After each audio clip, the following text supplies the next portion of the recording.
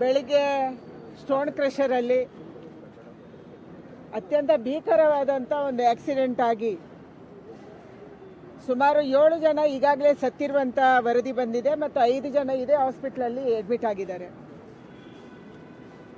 ಆ ಕಲ್ಲು ಕೊರೆಯಲ್ಲಿ ಎಲ್ಲ ಕಲ್ಲುಗಳನ್ನು ತೆಗೆದ ಮೇಲೆ ಅದರ ಕೆಳಗೆ ಎಷ್ಟು ಜನ ಇದ್ದಾರೆ ಅನ್ನುವಂಥದ್ದು ಇನ್ನೂ ಗೊತ್ತಾಗಬೇಕಾಗಿದೆ.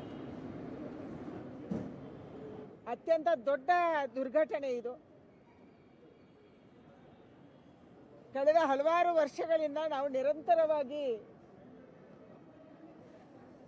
ತಾವರೆಕೆರೆ ಹೋಬಳಿ ಮತ್ತು ಸುತ್ತಮುತ್ತಲಿನ ಹೋಬಳಿಯಲ್ಲಿ ನಡೀತಾ ಇರುವಂಥ ಕಲ್ಲುಕೊರೆಯ ಬಗ್ಗೆ ಮಾತಾಡ್ತಾ ಬಂದಿದ್ದೀವಿ. ನಾನು ಸರ್ಕಾರಕ್ಕೆ ಪತ್ರನೂ ಬರೆದಿದ್ದೀನಿ. ಒಂದು, ಕಲ್ಲುಕೊರೆಯಲ್ಲಿ ಲೀಗಲಿ ನಡೆಯುವಂಥದ್ದು ಎಷ್ಟು ಕಾನೂನಾತ್ಮಕವಾಗಿ, ಇನ್ನೊಂದು ಇಲ್ಲಿಗಲಿ ನಡೆಯುವಂಥದ್ದು ಎಷ್ಟು, ಇದರ ಬಗ್ಗೆ ತನಿಖೆ ಆಗಬೇಕು. ಎರಡನೇದು, ನನ್ನ ಪತ್ರದಲ್ಲಿ ಈ ಒಂದು ಕಾರ್ಮಿಕರಿಗೆ ಸೇಫ್ಟಿ ಏನು, ಸೇಫ್ಟಿ ಮೆಷರ್ಸ್ ಏನು ತೊಗೊಂಡಿದ್ದೀರಿ, ಅವರ ಸುರಕ್ಷತೆಗಾಗಿ, ಅವರ ವಸತಿ ಇರ್ಬೋದು, ಅವರ ಆರೋಗ್ಯ ಇರ್ಬೋದು, ಮತ್ತು ಕಲ್ಲು ಕೋರೆ ಒಳಗಿನ ಸೇಫ್ಟಿಗಾಗಿ ಏನು. ಮೂರನೇದು, ಅಲ್ಲಿ ಸುತ್ತಮುತ್ತಲೂ ವಾಸ ಮಾಡ್ತಾ ಇರುವಂಥ ಜನ ದಿನನಿತ್ಯ ಧೂಳು ತಿಂತಾ ಇದ್ದಾರೆ. ಅವರ ಮನೆಗಳಲ್ಲಿ ಧೂಳು ಕುತ್ಕೊತಾ ಇದೆ, ಅವರಿಗೆ ರೆಸ್ಪಿರೇಟರಿ ಇನ್ಫೆಕ್ಷನ್ ಬರ್ತಾ ಇದೆ, ಮಾಡ್ತಾ ಇದ್ದಾರೆ. ಇದಕ್ಕೇನು? ಇದನ್ನು ಸರ್ಕಾರಕ್ಕೆ ಎಷ್ಟೇ ಬಾರಿ ಮಾತಾಡಿದ್ರು ಕೂಡ ಇದಕ್ಕೆ ಯಾರು ಗಮನವನ್ನು ಕೊಡಲಿಲ್ಲ. ಮೈನ್ಸ್ ಅಧಿಕಾರಿಗಳಿಗೆ ಮಾತಾಡಿದ್ದೀನಿ, ಮೈನ್ಸ್ ಸೆಕ್ರೆಟರಿಗೆ ನಾನು ಮಾತಾಡಿದ್ದೀನಿ, ಲೋಕಲ್ ಅಧಿಕಾರಿಗಳಿಗೆ ಮಾತಾಡಿದ್ವಿ, ಪಂಚಾಯತಿಯಿಂದ ಹಿಡಿದು ಎಲ್ಲರಿಗೂ ಮಾತಾಡಿದ್ದೀವಿ. ಚಿಕ್ಕ ಪುಟ್ಟ ಘಟನೆಗಳು ಆಗಾಗ ವರದಿ ಆಗ್ತಾ ಇದ್ದಾವೆ. ಲೋಕಲ್ ಪೊಲೀಸ್ ಸ್ಟೇಷನ್ಗೆ ಹೇಳಿದರೆ ಯಾವುದೇ ಪೊಲೀಸರು ಕಂಪ್ಲೇಂಟ್ ತಗೊಳ್ಳಲ್ಲ. ಲೋಕಲ್ ಮೈನ್ ಅಧಿಕಾರಿಗಳಿಗೆ ಹೇಳಿದರೆ ಯಾರೂ ಹೋಗಿ ಸೇಫ್ಟಿ ನೋಡಲ್ಲ. ಮಾಮೂಲಿ ತಗೊಂಡು ಸುಮ್ಮನೆ ಇರುವಂಥ ಒಂದು ಪದ್ಧತಿ ಇಲ್ಲಿ ಬಂದಿದೆ.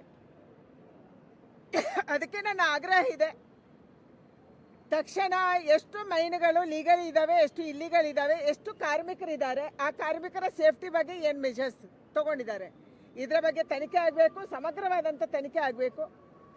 ಲೋಕಲ್ ಯಾವರು ಮೈನಿನ ಧೂಳಿಂದಾಗಿ ಸಮಸ್ಯೆ ಅನುಭವಿಸ್ತಿದ್ದಾರೆ, ಅದಕ್ಕಾಗಿ ಏನು ಮಾಡಬೇಕು, ಇದರ ಬಗ್ಗೆ ಸಮಗ್ರವಾದಂಥ ತನಿಖೆ ಆಗಬೇಕು. ನಾನು ಈಗಾಗಲೇ ಕರ್ನಾಟಕ ರಾಜ್ಯದ ಮೈನ್ ಅಧಿಕಾರಿಗಳಿಗೆ, ಲೇಬರ್ ಸೆಕ್ರೆಟರಿಗೆ, ಮೈನ್ ಸೆಕ್ರೆಟರಿಗೆ ಎಲ್ಲರಿಗೂ ಮಾತಾಡಿದ್ದೀನಿ. ಡೆಲ್ಲಿಯಲ್ಲಿ ಕೂಡ ನಾನು ಲೇಬರ್ ಡಿಪಾರ್ಟ್ಮೆಂಟೇ ನೋಡ್ಕೊಳ್ತಾ ಇರುವಂಥ ಕಾರಣಕ್ಕಾಗಿ ನಮ್ಮ ಲೇಬರ್ ಸೆಕ್ರೆಟರಿಗೆ ಈಗಾಗಲೇ ಸೂಚನೆ ಕೊಡಲಾಗಿದೆ. ತಕ್ಷಣ ಡೆಲ್ಲಿಯಿಂದ ಕೂಡ ಒಂದು ಟೀಮನ್ನು ಕಳಿಸಬೇಕು. ಇಲ್ಲಿಯ ಮೈನ್ ಸೇಫ್ಟಿ ಬಗ್ಗೆ ಪ್ರಮುಖವಾಗಿ ಗಮನವನ್ನು ಕೊಡಬೇಕು. ಮತ್ತು ಯಾವುದು ಕಾರ್ಮಿಕರಿಗೆ ESI, EPF ಯಾವುದಾದ್ರೂ ಇದ್ದರೆ ಅವರಿಗೆ ಪರಿಹಾರವನ್ನು ಕೊಡೋದ್ರ ಬಗ್ಗೆ ಕೂಡ ತಕ್ಷಣ ಕ್ರಮವನ್ನು ಕೈಗೊಳ್ಳಬೇಕು ಅನ್ನುವಂಥ ಸೂಚನೆಯನ್ನು ಈಗಾಗಲೇ ನಮ್ಮ ಇಲಾಖೆ ಭಾರತ ಸರ್ಕಾರಕ್ಕೂ ಕೊಡಲಾಗಿದೆ ಮತ್ತು ಕರ್ನಾಟಕ ರಾಜ್ಯಕ್ಕೆ ಕೂಡ ಆಗ್ರಹವನ್ನು ಮಾಡಲಾಗಿದೆ. ಇಲ್ಲಿ ಮಾಮೂಲಿ ತಗೊಂಡು ಯಾರು ಅಧಿಕಾರಿಗಳು ಕೆಳಗಿನ ಹಂತದಿಂದ ಮೇಲಿನ ಹಂತ ತನಕ ಪ್ರತಿ ತಿಂಗಳು ಮಾಮೂಲಿ ತಗೊಂಡು ಕೆಲಸವನ್ನು ಮಾಡ್ತಾ ಇದ್ದಾರೆ ಮತ್ತು ಅನ್ಸೇಫ್ ಆಗಿ ಮೈನನ್ನು ನಡೆಸೋಕ್ಕೆ ಬಿಟ್ಟಿದ್ದಾರೆ, ಅವರ ಮೇಲೆ ಕೂಡ ಕ್ರಮವನ್ನು ತಗೋಬೇಕನ್ನುವಂಥ ಆಗ್ರಹವನ್ನು ನಾನು ಮಾಡ್ತಾ ಇದ್ದೀನಿ. ಇವರೆಲ್ಲರೂ ಕೂಡ ಹೊರ ರಾಜ್ಯದವರು. ಬಹಳ ದುಃಖ ಆಗುತ್ತೆ, ಅವರ ಕುಟುಂಬ ಇಲ್ಲ ಇಲ್ಲಿ. ಎಷ್ಟು ಜನ ಬಂದಿದ್ದಾರೆ, ಎಲ್ಲಿಂದ ಬಂದಿದ್ದಾರೆ, ಹೇಗೆ ಬಂದಿದ್ದಾರೆ, ಅವರಿಗೆ ಯಾವ ಕಾರ್ಡ್ ಇದೆ, ಹೆಲ್ತ್ ಕಾರ್ಡ್ ಇದೆಯೋ ಇಲ್ಲೋ, ಯಾವುದು ಪಾಪ ಗೊತ್ತಿಲ್ಲ. ಕರ್ನಾಟಕ ರಾಜ್ಯದ ಒಬ್ಬರು ಉತ್ತರ ಕನ್ನಡದವರು ಇದ್ದಾರೆ ಅನ್ನುವಂಥ ಮಾಹಿತಿ ಇದೆ, ಇನ್ನೂ ಗೊತ್ತಿಲ್ಲ. ಆದರೆ ಎಲ್ಲರೂ ಕೂಡ ಇಲ್ಲಿ ಬಂದು ಅಡ್ಮಿಟ್ ಆದಂಥವರು. ನಾನೇನೋ ಇವತ್ತು ಪೇಷಂಟ್ಗಳಿಗೆ ಮಾತಾಡಿದೆ, ಅದರಲ್ಲಿ ಒಬ್ಬ ಮಧ್ಯಪ್ರದೇಶದವರು, ಇನ್ನೊಬ್ಬರು ಛತ್ತೀಸ್ಗಢದವರು 5 ಜನ ಬಂದಿದ್ದಾರೆ. 5 ಜನ ಇವತ್ತು 7 ಗಂಟೆಗೆ ಮೈನಲ್ಲಿದ್ದರು.